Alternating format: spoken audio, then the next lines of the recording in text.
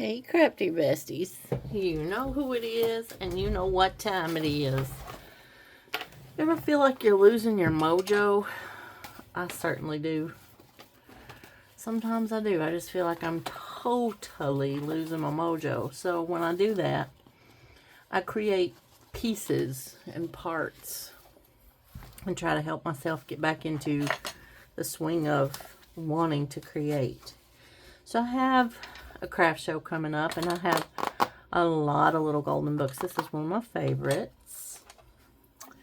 And I made a bunch of spines, and I'm going to show you how I made the spines. These are the spines that will go in my little golden books.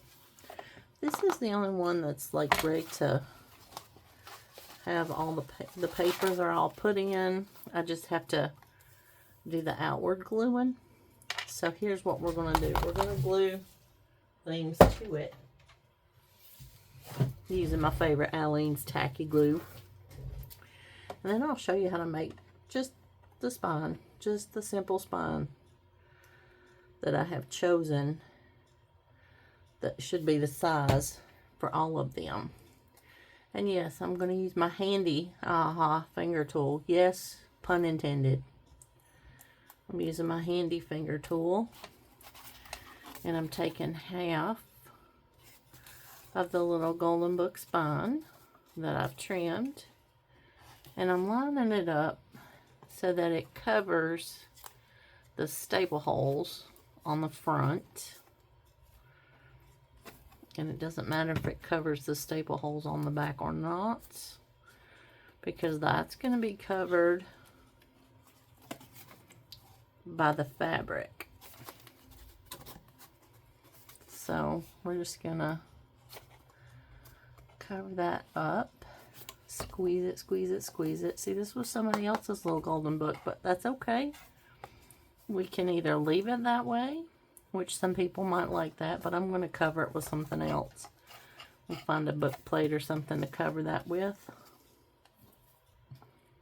I'm just going to get a little bit more, because you know how I am, I tend to over glue things. And I end up with a lot of glue that I have to wipe away, but maybe today I can keep it a little more contained. Lay that flat. We're just gonna smoosh it. Smoosh, that's a technical term. Smooshing. Lay that to the side. These are the pages in the little golden book about God. And I've left the story intact. And I've got pages in between that can be colored on or journaled on. And I used all little pastel colors. I'm going to put the pages over to the side. And we're going to glue this piece to the back side. Now, something I do try to make sure that I do is make sure it's right side up. Because there's nothing worse than looking at something you made and it being upside down. That just makes me so mad. I mean, maybe you like your stuff upside down. And if you do, good for you. I don't. That's not my preference. And you might ask, well, why are you gluing it on there? I mean, you took it. Oh, look at that. That's a big segment of glue. I glue mine on because I like to cover the edge of the book when I make these journals. I don't want the cardboard edge to show. And gluing it down really seems to be the best way, to me, to cover that. Alright. And, see, I feel like I've lost my mojo, so I'm just trying to do things that are the same. So, what I want to do with the spine And here's the spine. This is what it looked like before I covered it with paper.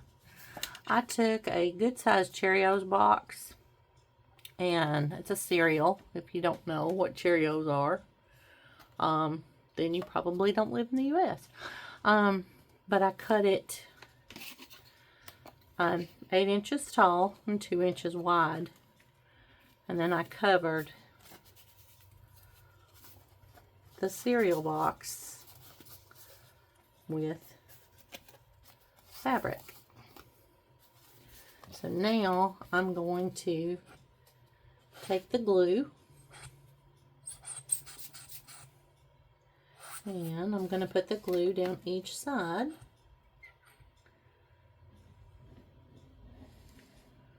Where I have glued the papers together. And we're going to open this up. And then I'm going to turn this over and stick it to the edges. I'm going to grab the lid. And I know if I'd have cut that where it wasn't quite that wide, I wouldn't have such a messy glue going on. So we're just going to lay this here on the inside cover. And I'm going to do it on the front. And we're going to do it on the back. Going to have them, I'm trying to line it up so that it's on my board. I don't know if you can see that. So that it's even with my board. And so I have glued the spine now to the edges of the book. And as you see, typical me, I have too much glue squishing out everywhere. And it's okay, it dries clear. I'm going to lay that over there to the side. And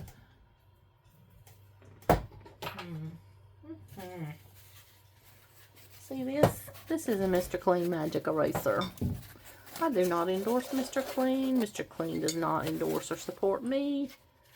But I use Mr. Clean, and I think he works quite nicely to wipe up glue and paint and whatever else I've gotten on this board in the last few days.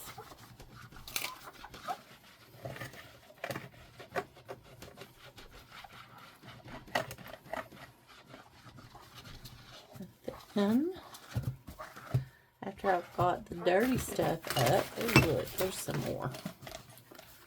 I can take this and just get the glue up, because I don't want to be working in wet glue, even though I will put some more wet glue on this glass to be sure, because I always do. To be sure. Let's see. This is pretty good at scratching up stuff too without scratching the glass. See, this is why I am so down for having, I love Tonic Studios and Tim Holtz for this glass mat. This glass mat is the best to me, in my opinion. If you have a glass mat and it's a different brand and you like it, put it in the comments and tell me. Tell me all about it. So, I have measured a bunch of these from my cereal box. And I'm going to cover them with fabric. And this fabric is really stringy, but I don't mind that because it's junk journal style, so it's okay if it's stringy and hanging. So I am going to put the glue on the 2-inch, it's 2 inches wide by 8 inches tall piece of cereal box.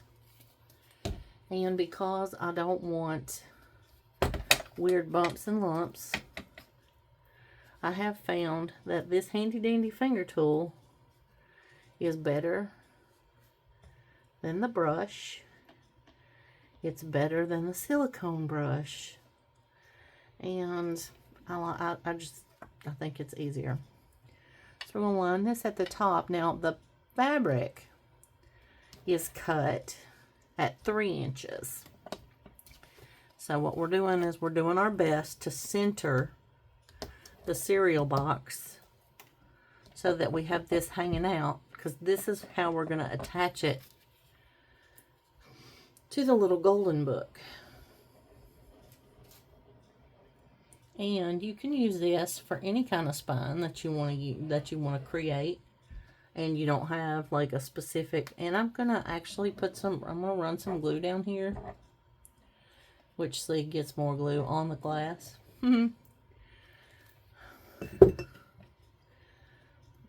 Take this, as much of it as I can, and I'm just gonna I'm putting it on here because I want it to be even, because I don't want big gloppy glue dots like pools of glue.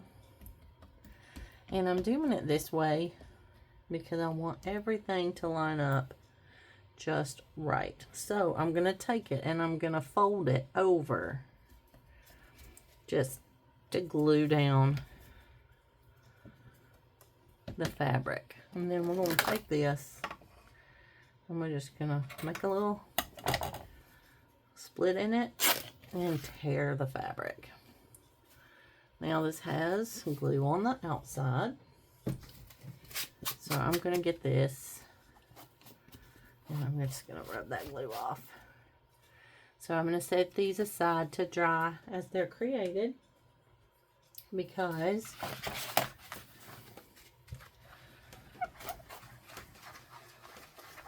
I want it all to lay nice and look nice. And when you don't have any Mojo, it's nice just to create something. So this is going to be your spine for your book. Okay, now that's the finished spine. And then this is the little red hen, which y'all saw me do a little while ago.